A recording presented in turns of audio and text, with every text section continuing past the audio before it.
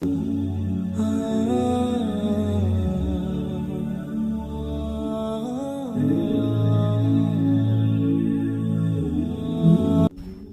are going into February now and coming out of January, coming out of the New Year's.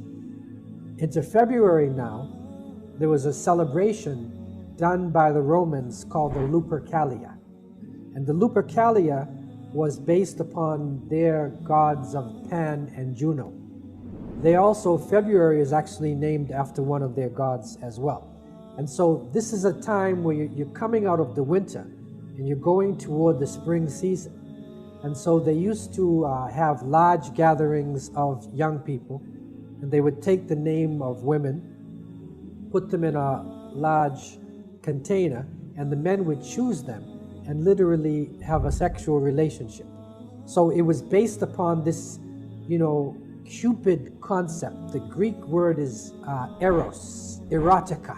Okay, so erotica is basically sexuality that pushed the people towards a loose, open sexual relationship. And so that was the main issue on this occasion. And this is where you get cupids from and hearts and things like that. What happened was they combined this with an individual named Valentine, who in the Roman times, in the 3rd century of the Roman era, he was protecting young people. The Romans said no marriage because we want men to fight strong in battle, so we're not going to let you get married. Valentine, a religious priest, he is an innocent person who's protecting young people and wanting them to get married according to the rules of the church. He disagreed with this. They put him in jail. He went against the state. Eventually, they executed him. And on the day of his execution, he wrote a letter to 2 of the young people getting married, and he said, "From your Valentines." He's Saint Valentine's. So they took the concept of the open sexuality, put the name of a Christian priest on it, so it seems like a holy day. It seems like it's innocent. It's like they say, a wolf in sheep's clothing, meaning that it appears to be innocent on the outside because Valentine was protecting young people. But actually, it's the open sexuality of the Lupercalia. It is an occasion where more people commit fornication and adultery, where rape happens. If you look at the amount of abortions and so-called unwanted pregnancies, this is a sad case in terms of what is happening in society.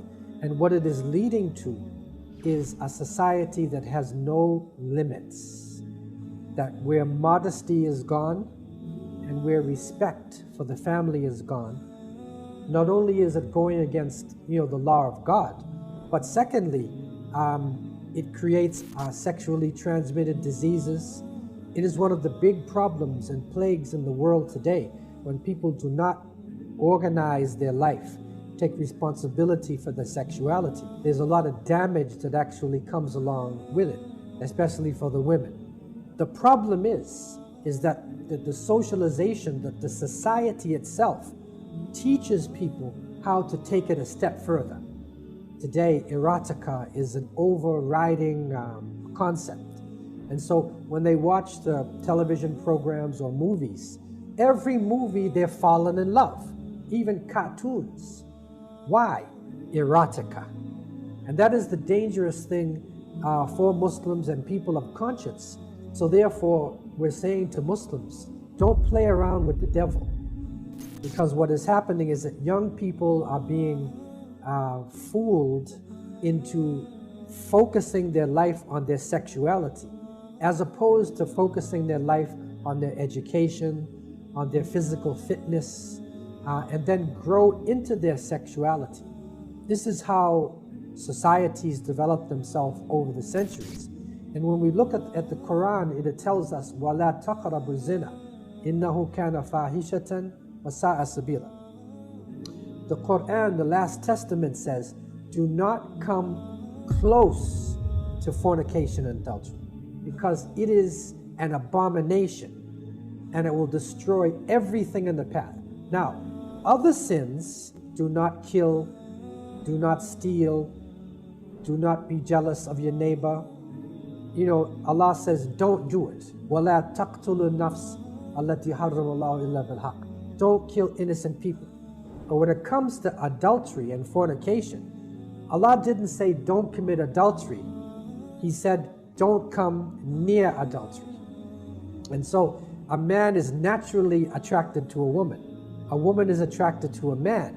So that's why Allah said don't come near it, because it's something that we want to do.